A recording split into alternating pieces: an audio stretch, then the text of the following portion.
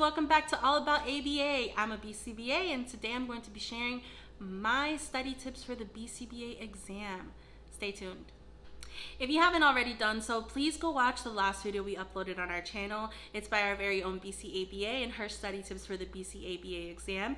However, please know that these tips do apply to the Bcba exam. So I will not be covering the same tips she covered in that video. So I will link the video down below in the description and at the end of this video. Study tip number 1, use ABA on yourself. Chances are if you're in this field, then you really believe in ABA and what it stands for. You know that the strategies and principles are effective and that they lead to real behavior change. That being said, that's what I had to do because your girl did not want to study. Listen, guys, I do not like studying. I'm just not one of those people. I would rather be doing anything else but studying. So I knew that I needed a plan for myself, and if you're anything like me, then this is something that could work for you.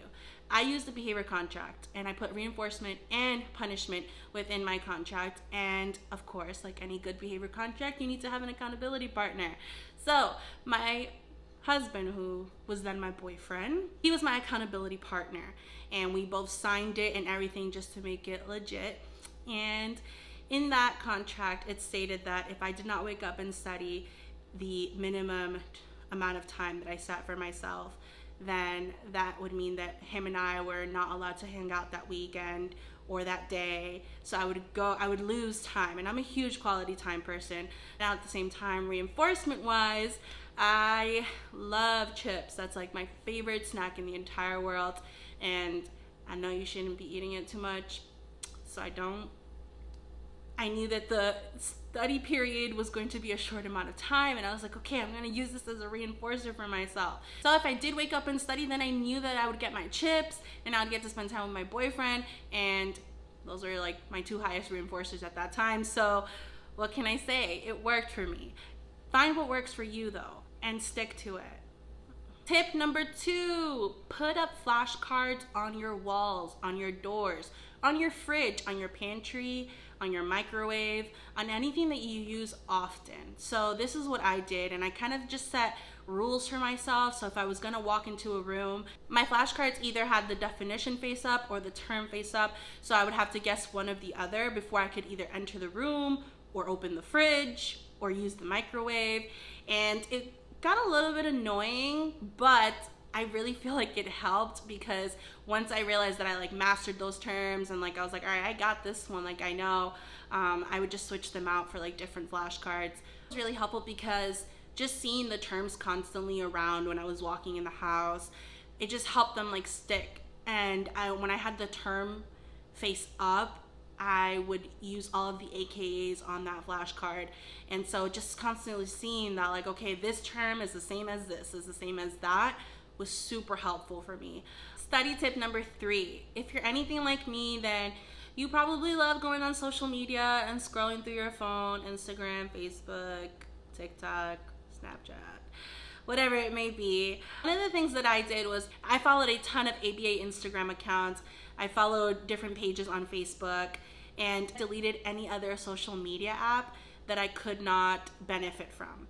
So what I would do is I would scroll through my Instagram, and if anything came up from any ABA page, I would have to stop and answer it. So sometimes like some ABA pages will have like little quizzes or terms or just like things that will help you kind of like make connections or acronyms. So I would stop, I'd read it, I'll go through the caption, I'll read the comments, I'll answer, I'll see what others answered. So it was kind of like my form of studying, like, okay, I get to be on social media for a little bit, but I'm also still kind of studying whenever I did take those small breaks.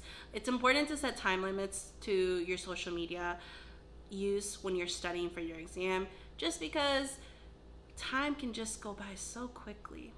And I'm sure we've all been there.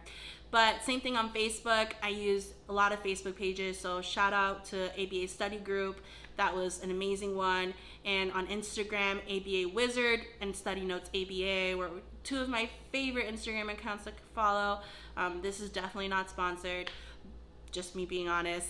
And of course, All About ABA. I wish we had All About ABA back when I was studying. Follow us. We have great content, especially on Tuesdays and Thursdays, that can really help you with studying for your exam. Study tip number 4, use an exam prep course. There's tons of exam prep courses out there for the Bcba exam, and really just kind of do your research, go through them, see what's going to work best for you, the type of learner that you are. So I use Pass the Bcba exam, and I also use the BDS modules.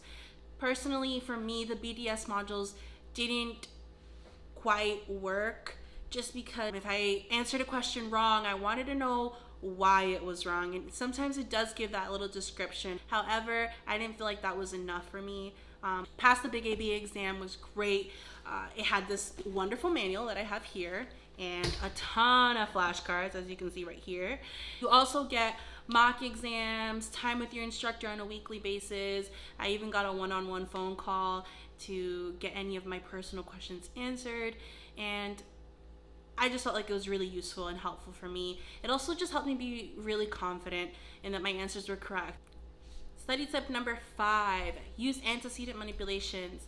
You're about to be a Bcba, you need to start using those in your everyday life too. They can be super helpful. One of the things that I did was change my schedule. So I was waking up super early, studying till super late, and eventually, as you can see, that kind of combination won't be very effective. So what I ended up doing was asking my boss. I had a whole sit-down conversation, and I was like, listen, I'm trying to pass this exam. Like, this means so much to me. In addition, it'll be a benefit to the company if I can pass this exam, and you'll have another Bcba on your hands. But at the same time, I can't keep working Monday through Friday, these crazy hours. So I was able to work out, fitting my 40 hours in 4 days. So I had Fridays off.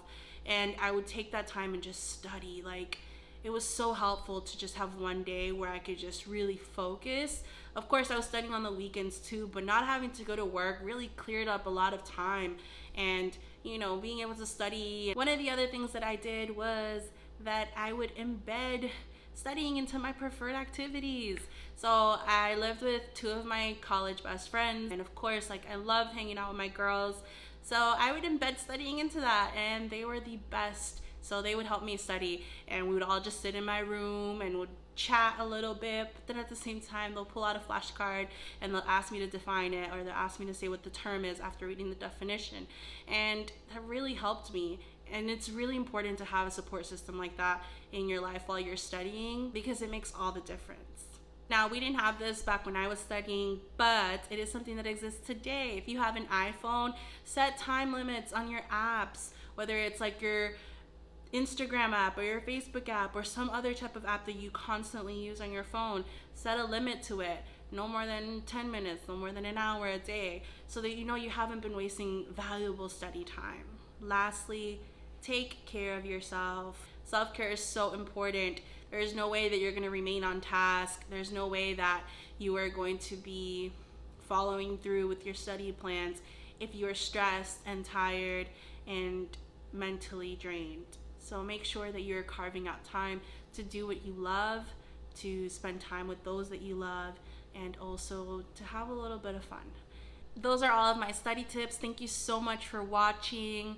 Please comment down below any study tips you have. Anyone watching this video can really benefit from it. And don't forget to like this video, subscribe to our channel, and turn on your bell notifications. And as always, stay on your best or worst behavior.